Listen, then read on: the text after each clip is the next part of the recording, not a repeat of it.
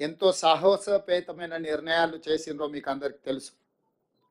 తద్వారా ఉత్పన్నమైన రాజకీయ సంక్షోభం కావచ్చు, కాంగ్రెస్ పార్టీ ఎదుర్కొన్న విపత్కరమైన పరిస్థితులు కావచ్చు, మీకు అందరికీ తెలుసు. అయినా శ్రీమతి సోనియా గాంధీ గారు ఇచ్చిన మాట నిలబెట్టుకొని మనకు తెలంగాణ రాష్ట్రాన్ని ఇవ్వడం జరిగింది. కాంగ్రెస్ పార్టీ శ్రీమతి సోనియా గాంధీ గారు ఏదైనా మాట చెప్పిండ్రు అంటే అది శిలాశాసనం. ఎలాంటి పరిస్థితులు వచ్చినా ఎదుర్కొని నిలబడి ఇచ్చిన మాటను నిలబెట్టుకోవడం మా నాయకుల యొక్క గొప్పతనం, మా నాయకుల యొక్క కమిట్మెంట్. అలాంటి నాయకత్వం నుంచి వచ్చిన రాహుల్ గాంధీ గారు మే 6 తారీఖు 2022 వరంగల్లో రైతు డిక్లరేషన్లో 2 లక్షల రూపాయల రైతు రుణమాఫీ చేస్తామని మాట ఇవ్వడం జరిగింది.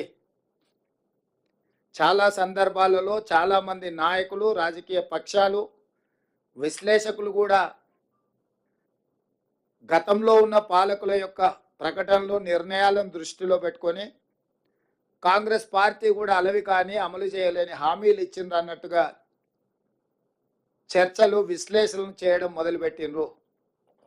అందుకే ఈ మంత్రివర్గంలో ఇచ్చిన మాట ప్రకారం 2 లక్షల రూపాయల రైతు రుణమాఫీ చేయాలి అని మా మంత్రివర్గం పూర్తి స్థాయిలో విశ్లేషించి, చర్చించి, వివిధ బ్యాంకులలో ఉన్న రుణాలకు సంబంధించిన వివరాలు సేకరించి వాటన్నిటిని క్రోడీకరించి ఆ రైతు రుణమాఫీ చెయ్యాలి అని మేము నిర్ణయం తీసుకున్నాం.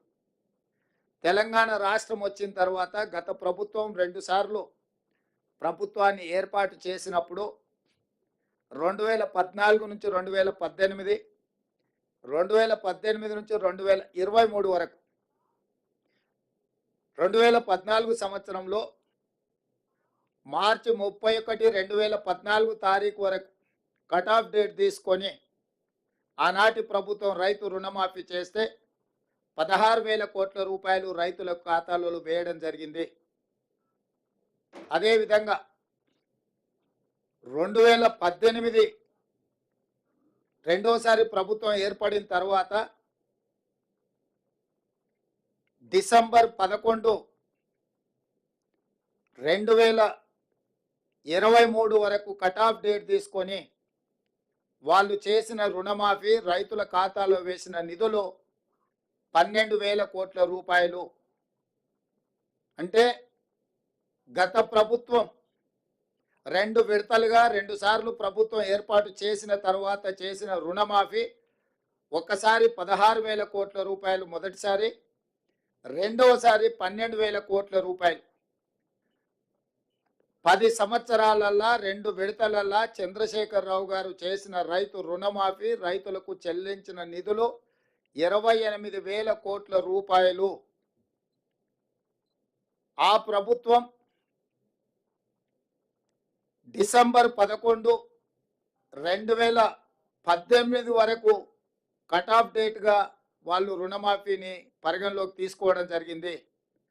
మా ప్రభుత్వం డిసెంబర్ 12,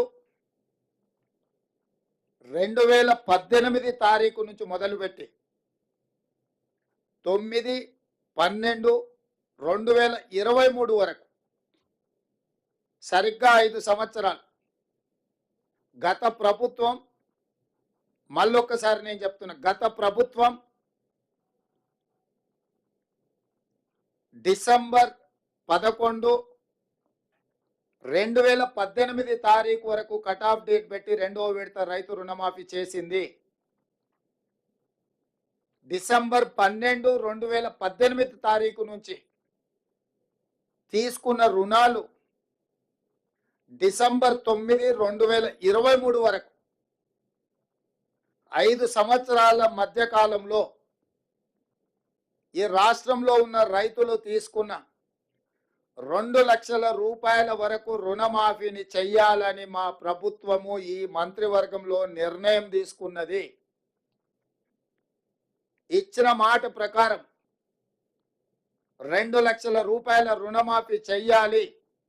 కట్ ఆఫ్ డేట్ 12/12/2018 నుంచి 9/12/2023 మధ్యకాలంలో రైతులు తీసుకున్న రుణాలను 2 లక్షల రూపాయల వరకు మాఫీ చేయాలని మా మంత్రివర్గంలో మేము నిర్ణయం తీసుకున్నాము. ఈ రుణాలు మాఫీ చేయడానికి దాదాపుగా 31,000 కోట్ల రూపాయలు అవసరం అవుతున్నది. 31,000 కోట్ల రూపాయలను సేకరించి తెలంగాణ రాష్ట్ర రైతాంగానికి రుణవిముక్తి కల్పించి వ్యవసాయం దండుగ కాదు, వ్యవసాయం పండుగ. ఈ ప్రభుత్వం, ఈ ప్రజాపాలన రైతు సంక్షేమం, రైతు రాజ్యం ఒక సంక్షేమ రాజ్యంగా, అభివృద్ధి రాష్ట్రంగా ముందుకు తీసుకెళ్తామని సంపూర్ణమైన విశ్వాసం, భరోసా కల్పించడానికి ఈరోజు మా మంత్రివర్గం నిర్ణయం తీసుకున్నది. ఆ ప్రకారం ఏకధాటిగా 2 లక్షల రుణమాఫీ చెయ్యాలని మేము నిర్ణయం తీసుకున్నాం. గత ప్రభుత్వం రుణమాఫీ 1,00,000 రూపాయలు చేస్తామని, 4 విడతలని, వడ్డీలు చెల్లిస్తామని రకరకాల ప్రకటనలు చేసి వాయిదాల మీద వాయిదాలు వేసుకుంటూ రైతులను, వ్యవసాయాన్ని సంక్షోభం వైపు నెట్టేసి రైతుల ఆత్మహత్యలకు కారణమైంది. 10 సంవత్సరాలల్లా ఏ రోజు కూడా వాళ్ళు ఇచ్చిన మాట నిలబెట్టుకోలేదు. కానీ మా ప్రభుత్వం ఇచ్చిన మాట ప్రకారం మొదటి 8 నెలల లోపుల్నే, ఎందుకంటే మేము 6 నెలలు పరిపాలన చేస్తే మొదటి 100 రోజులే పరిపాలన చేసినాం. తర్వాత దాదాపుగా 2.5 నెలలు పైచలకు ఎన్నికల కోడులోనే పోయింది. ఇప్పుడే మేము పరిపాలనకు పూనుకున్నాము. అందుకే మేము ఇచ్చిన మాట ప్రకారం 2 లక్షల రూపాయల వరకు రైతులకు రుణమాఫీ చెయ్యాలని మా మంత్రివర్గ సహచరులం అందరం ఒక కమిట్మెంట్తోని, ఒక సామాజిక బాధ్యతతోని ఇచ్చిన మాట నిలబెట్టుకోవడానికి ముందుకు వచ్చినాం. అందుకే మీ ముందు మేమందరం కూర్చొని ఏకతాటి మీద, ఏక గొంతుకతో ఈ నిర్ణయం తీసుకొని మీ ముందు ప్రకటన చేస్తున్నాం. అదేవిధంగా రైతు భరోసాకు సంబంధించి చిలువలు పలువలుగా మాట్లాడుకుంటున్నారు. రకరకాల చర్చలు జరుగుతున్నాయి. అనర్హులకు ఇచ్చిందని ఒకరంటారు, నేషనల్ హైవేలో రోడ్లు వేసిన వాటికి ఇచ్చిందని ఇంకొకరంటారు, టాటాలకు, బిర్లాలకు ఇచ్చిందని మరొకరంటారు, ఆగర్భ శ్రీమంతులు జూబ్లీహిల్స్లో నివసించే ఫామ్ హౌస్ ఓనర్లకు ఇచ్చిందని ఇంకొకరంటారు, గజ్వేల్లో చంద్రశేఖరరావు గారి ఫామ్ హౌస్ కూడా వారు రైతు భరోసా కింద నిధులు తీసుకున్నాడని మరొకరు అంటారు. ఇట్లా రకరకాల చర్చలు జరుగుతున్నాయి. కాబట్టి మేము 4 గోడల మధ్యలో మా మంత్రివర్గమే కూర్చొని మేమే మాట్లాడుకొని మేమే విధి విధానాలు ఖరారు చేసి ఏదో నిర్ణయాలు తీసుకోవాలన్న ఆలోచన మాకు లేదు. పారదర్శకంగా భాగస్వాములు అందరితో చర్చించి అందరి సూచనల మేరకు, సలహాల మేరకు రైతు భరోసా పథకాన్ని పారదర్శకంగా నిస్సహాయులకు సహాయం అందించాలని, ప్రభుత్వం యొక్క సంక్షేమము సామాన్యులకు చేరవేయాలని, ఏ ఒక్కరికి కూడా అన్యాయం జరగకుండా ప్రతి వాడికి ప్రభుత్వం యొక్క సంక్షేమ పథకం చేరాలి అని, రైతు భరోసా నిధులు ఖాతాలో పడాలన్న ఆలోచనతోని మా మంత్రివర్గము స్టేక్ హోల్డర్స్ అందరితో చర్చించడానికి ఒక నివేదికను తయారు చేయడానికి మంత్రివర్గ ఉపసంఘాన్ని నియమించినము. దానికి ఆర్థిక మంత్రిగా, ఉప ముఖ్యమంత్రిగా ఉన్న బట్టి విక్రమార్క గారు నాయకత్వం వహిస్తారు. వారితో పాటు వ్యవసాయ శాఖ మంత్రి తుమ్మల నాగేశ్వరరావు గారు, అదేవిధంగా మా ఎలక్షన్ మేనిఫెస్టో కమిటీ చైర్మన్, ఎందుకంటే ఎన్నికల్లో మేము ఇచ్చిన హామీలు వివిధ జిల్లాలు, వివిధ ప్రాంతాలలో పర్యటించి ప్రజల యొక్క సూచనలు, సలహాలు పరిగణలోకి తీసుకొని ఎన్నికల మేనిఫెస్టోని తయారు చేసిన సహచర మంత్రివర్యులో శ్రీధర్ బాబు గారిని, అదేవిధంగా రెవెన్యూ శాఖ మంత్రి పొంగులేటి శ్రీనివాసరెడ్డి గారిని ఈ కమిటీలో సభ్యులుగా చేర్చడం జరిగింది. ఈరోజు రైతు భరోసా విధి విధానాలను ఖరారు చేయడానికి రైతు సంఘాలను, రైతు కూలీ సంఘాలను, రాజకీయ పార్టీలను, వివిధ వర్గాల నుంచి సలహాలు సూచనలు తీసుకొని విధి విధానాలు ఖరారు చేసి పారదర్శకంగా ప్రజలకు వివరించే విధానపరమైన నిర్ణయం తీసుకోవడానికి రైతు భరోసా కోసము మంత్రివర్గ ఉపసంఘాన్ని నియమించినము. బట్టి విక్రమార్క గారు, తుమ్మల నాగేశ్వరరావు గారు, శ్రీధర్ బాబు గారు, పొంగులేటి శ్రీనివాసరెడ్డి గారు అందరితో చర్చించి జూలై 15 తారీఖు లోపల ప్రభుత్వానికి నివేదికను అందించడం జరుగుతుంది. ఆ నివేదికను రాబోయే బడ్జెట్ సమావేశాలలో శాసనసభలో ప్రవేశపెట్టి అందరి శాసనసభ్యుల యొక్క అభిప్రాయం తీసుకొని భవిష్యత్ కార్యాచరణను, రైతు భరోసా విధి విధానాలను నిర్ధారించి ఆ నియమ నిబంధనల మేరకు అర్హులైన ప్రతి ఒక్కరికి రైతు భరోసా పథకాన్ని అమలు చేయాలని మా మంత్రివర్గం నిర్ణయం తీసుకున్నది. ఈ విషయాలు కూడా మీ ద్వారా రాష్ట్ర రైతాంగానికి మేము చెప్పదలుచుకున్నాము. మా ప్రభుత్వం జవాబుదారీతనంగా పనిచేయాలనుకుంటుంది. పారదర్శకంగా ప్రజల ముందు మా విధి విధానాలను పెట్టి ముందుకు నడవాలనుకుంటున్నాము. ఇక మూడవ అంశం, వివిధ పత్రికలల్లో, టీవీలల్లో కొన్ని పొలిటికల్ పార్టీ ఓన్డ్ మీడియా కూడా రకరకాల రాద్ధాంతాలు, విషయాలను చిల్వలు పలువలు చేసి లేదా ప్రభుత్వం మీద అపోహలు కలిగించడానికి లేదా ఎక్కడనో సమావేశాలలో ఉన్న మంత్రులను, ఎమ్మెల్యేలను లేని వార్తల్ని ప్రశ్నల రూపంలో వాళ్ళని అడిగి వాళ్ళతో ఏదో ఒకటి మాట్లాడించి దానికి ప్రచారం కల్పించి ప్రభుత్వం యొక్క ప్రతిష్ట దెబ్బతీయాలని ప్రయత్నం చేస్తున్నారు. అందుకు గాను మంత్రివర్గ నిర్ణయాలు కానీ ప్రభుత్వ పరిపాలనకు సంబంధించిన అంశాలను మీడియా మిత్రులకు బ్రీఫింగ్ చేయడానికి మంత్రివర్గం నుంచి 2 అధికార ప్రతినిధులుగా 2 మంత్రులను నియమిస్తున్నాము. దానికి శ్రీధర్ బాబు గారు మిత్రుడు, పొంగులేటి శ్రీనివాసరెడ్డి గారు బాధ్యత తీసుకుంటారు. మీడియా మిత్రులకు నా సూచన, మీకు ఎలాంటి ప్రభుత్వానికి సంబంధించిన అంశాలు కావచ్చు, వివరాలు కావచ్చు, అపోహలు కావచ్చు, మీకు సమాచారం కావాలంటే దానికి సంబంధించి శ్రీధర్ బాబు గారు, పొంగులేటి శ్రీనివాసరెడ్డి గారు ఎప్పుడు మీడియా మిత్రులకు అందుబాటులో ఉంటారు. వారిద్దరిచ్చే సమాచారమే అధికారిక సమాచారము. మీరు ఏది పడితే అది, ఎట్లా పడితే అట్లా ఊహించుకోవడానికి కానీ, ఖాయించుకోవడానికి కానీ, రాయించుకోవడానికి కానీ, చూయించుకోవడానికి కానీ అవకాశం లేకుండా పకడ్బందీగా ప్రభుత్వం ఈ నిర్ణయం తీసుకున్నది.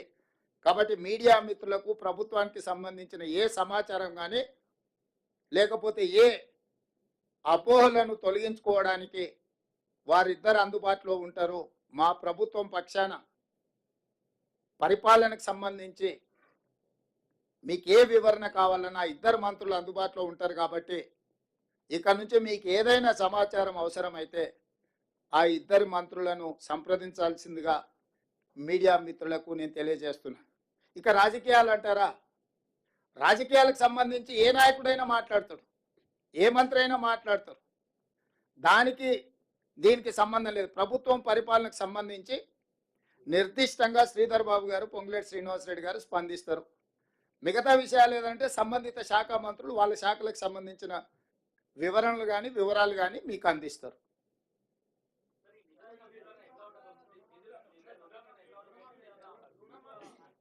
తినబోతూ రుచులు ఎందుకు, వంట ఎట్లా వండాలనో మా నలబీబా పాకం వండే మా బట్టి విక్రమార్క గారికి తెలుసు. మీరు ఒకటే గుర్తుపెట్టుకోండి, రైతులకు ఇచ్చిన మాట ప్రకారం రుణమాఫీ చేసి తీరుతాము. దీనికి సంబంధించి మీకు శశబిషలు అక్కర్లేదు.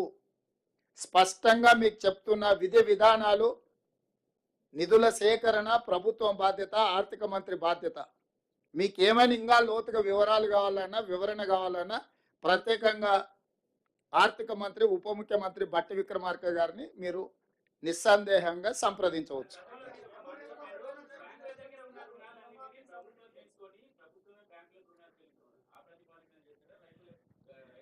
ఇప్పుడు రుణమాఫీ చేయడమే ప్రాతిపదిక. ఏ ప్రాతిపదికన చేస్తామనేది అది మా అంతర్గత అంశము. దానికి సంబంధించి వివరాలన్నీ కూడా మీరు తీరిక సమయంలో ఆర్థిక మంత్రి గారిని సంప్రదించండి, వారు వివరిస్తారు. దీనికి అర్హులు ఎవరు, అనర్హులు ఎవరు సార్? ఈ రుణమాఫీకి అర్హులు ఎవరు? ఆ అర్హులు అనర్హులకు సంబంధించి విధి విధానాల మీద పూర్తి స్థాయిలో చర్చించినము. నియమ నిబంధనలు అన్నిటిని కూడా మంత్రివర్గం ఆమోదించింది. తొందరలోనే మీకు ఆ జీవో విడుదల చేస్తాం, అందులో మీకు పూర్తి వివరాలు ఉంటాయి.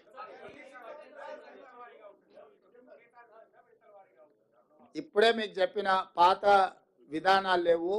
2 లక్షల రూపాయల రుణమాఫీ చేస్తామని క్లియర్గా చెప్పినాం.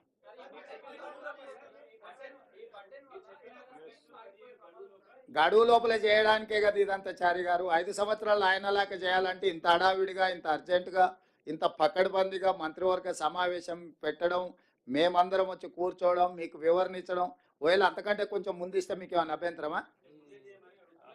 మీకేమైనా అభ్యంతరం ఉందా? చేయమని అడుగుతారా? ధన్యవాదాలు.